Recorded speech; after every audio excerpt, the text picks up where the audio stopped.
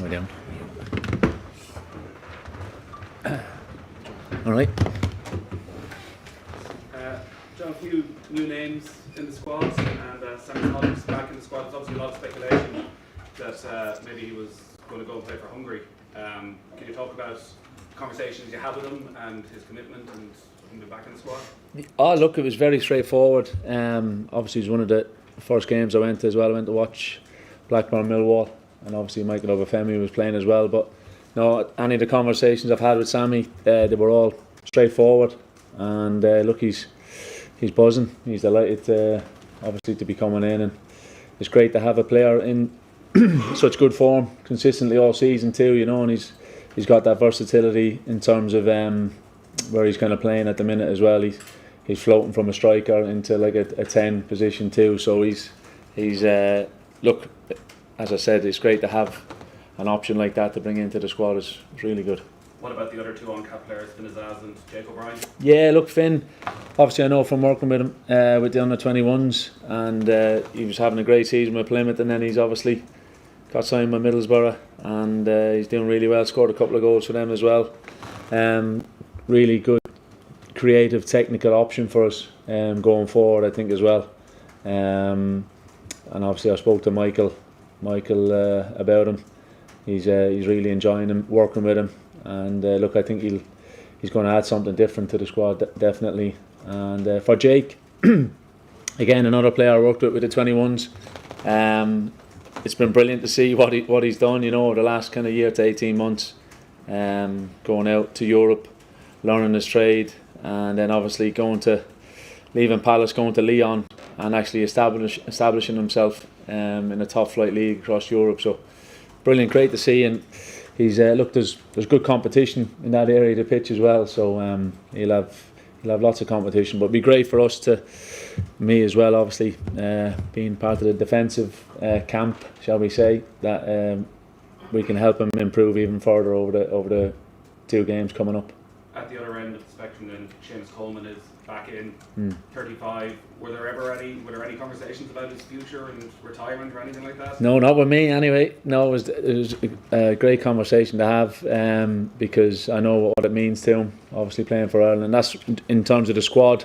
I wanted a good mix of that experience, and obviously new players coming in too, but there's plenty of experience in the squad too, which is going to be important. And look, there was never any doubt Seamus's commitment, that's for sure.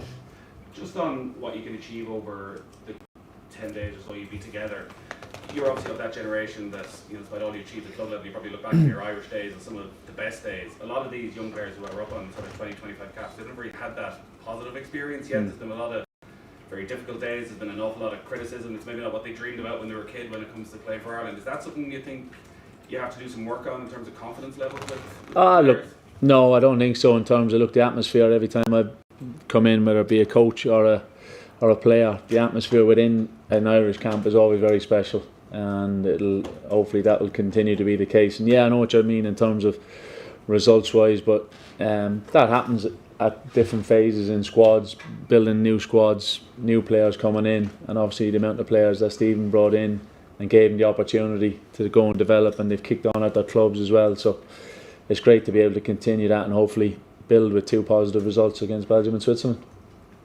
Cheers. John, Thank you. How are you, John? There you go. We're led to believe that the FAI have their man in terms of a permanent successor to Stephen Kenny.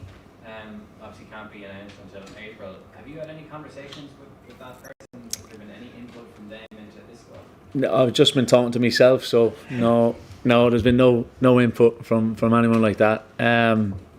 My full focus has just been on the 2 games, picking the squad, and looking forward to a big challenge against Switzerland and Belgium. Belgium first up, obviously, and whatever happens.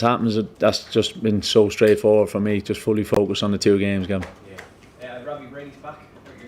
Yeah, look, as I mentioned about the experience and the blend that's needed, and Robbie's quality in terms of 60 caps, goal scoring player, great set pieces, and obviously he's back fit and being involved with Preston as well. So look, it's important that you have that, as I mentioned, the blend in the squad, and Robbie certainly gives that in terms of the quality too. Yeah, can I ask about Yeah, a little bit. Look, Tom's concentrating on his club stuff. It's as simple as that. And look, that was it. Yeah. So do you worry that maybe he's not going to declare for Ireland? Or? No, I don't. No worries like that at all. No worries like that. And then lastly, another Leicester player is Casey McAteer. Yeah, he's injured. Unfortunately, Yeah. he's injured, and look, it would have been a nice one, but unfortunately, he's just injured. Yeah, that's progressing very well. Ed?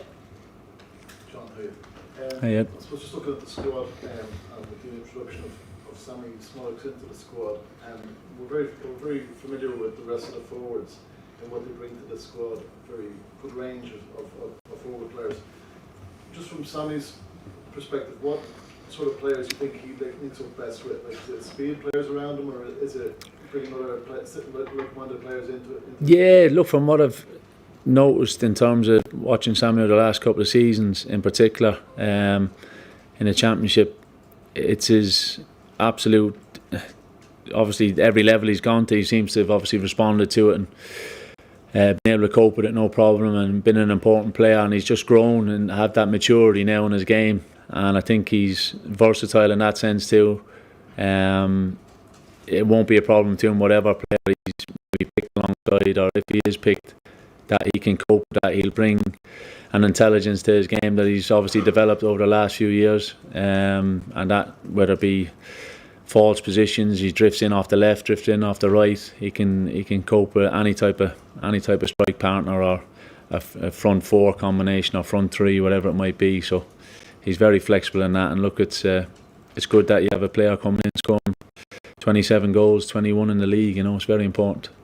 Just in terms of your defensive unit, and you obviously come up from the defensive side of things.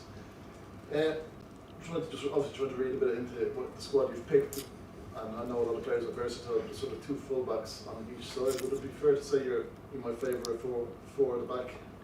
No, well, look, it's a good option. Yeah, it's a very good option. But we also have plenty of centre backs in the squad too, and whatever shape or formation we come up with, it'll be very flexible. Even in terms of whether you're building you could have a back four, but you're building up in possession in a three at the back. We can float back into whether we have three at the back, the midfielders dropping in to help out. There's lots of flexibility in the squad, and that's key for us. Because look, the challenges we're going to face against Belgium and Switzerland, they're obviously really getting close to planning and prepping for the European Championships too. So we know we'll be facing real tough competition, but one we're excited about. Just a quick one about Robbie Brady. You mentioned his comeback experience and his set piece and all that sort of stuff. He's also probably had the biggest moment in international football for Ireland over the last decade. Was that important to get players like him back amongst the younger players to sort of feed off a bit of that? Yeah, a little bit. Well, I wouldn't say just for that reason. It's because of his footballing ability first and foremost. I know he's obviously a brilliant character too, but no, first and foremost it was his footballing ability, and he's fitting well, and hopefully he gets some game time maybe at the weekend, and we see what happens from there. But no, he's, as I mentioned, he can play left wing back, left back, playing midfield. He's good versatility to him as well, so great to have him back in. Sean? Hi John, how's it going? Hi Sean. Two players from really productive loan spells, Adam Eade and Michael Johnson, come into this camp. Yeah, no, really buzzing to see how they've been getting on. Obviously, one leaving Celtic and one joining Celtic, and but look, I spoke to the two of them, and they're really they can't wait for the next game to come around, whether it be club or international. When you have strike that type of form, and it's great to see. And look, it's at different stages in whether it be a campaign or friendlies or whatever games you have coming up, you're going to have that in the squad. You're going to have players obviously really buzzing at their clubs, and other players maybe having a little tricky spell, but that's just natural, and it's great to see because I know they're really good players ultimately, and it's great to see Mikey in particular. You know, Adam can score goals, he's shown that already, but for Mikey as well to leave Celtic and get into West Brom and to really have that impact he's had, it's been great to see. No, Alan Brown, that's injury related. Yeah, he's going to have obviously a minor procedure during the international window, and yeah, look, Alan's an absolute warrior for his club and his country. So hopefully he'll be back very quickly. Just last one, this way now Kevin De Bruyne against next weekend against Ireland. So I suppose your thoughts on that as well. Yeah, look, it's one of those things, you know, the Belgian squad, the quality they have, but look, Kevin is one of the best players not only in the Premier League and around Europe, so I'm sure lots of our lads would have been enjoyed facing him as well, but I think they'll be up against good quality players whoever Belgium picks. So but the big thing for us is focusing on ourselves. Yeah, we'll do a bit of work on what Belgium might come up with in players, but if you focus too much on that, you kind of take your eye off the ball in terms of what we have to do as well. Ken? How do you see the goalkeeping situation at the moment? Do you think you have number one in mind, or are you going to divide the games between maybe Gavin? Yeah, no, look, it's a brilliant, healthy competition at the minute in that sense, and it's great to see Guivian getting that consistent run of games, and obviously that Gavin has had all season type of thing. So, you know, it's a tricky one. Mark obviously was doing well at Stoke, and then obviously got called back and has been playing cup games for Bournemouth. So it's a really, I remember thinking about it in the summer when you saw the lads when we were away in Turkey at the time, that just the real depth of quality that they have. And look, it's going to be a tough decision. Who knows? We'll get Belgium out of the way in terms of picking one for that game, and then we see what happens after that. But no, it's a nice problem to have. We've usually had a situation where there's an established number one, but we've seen recently some coaches start to argue that a goalkeeper is like any other position, and you can maybe pick a goalkeeper for one game and then a different goalkeeper for the next game. What's your opinion about that? I think the big thing for me is the relationship that you build up with the team, the squad, to that unit of the goalkeeper and the back four, back five, whatever it could be. That would be the key thing for me.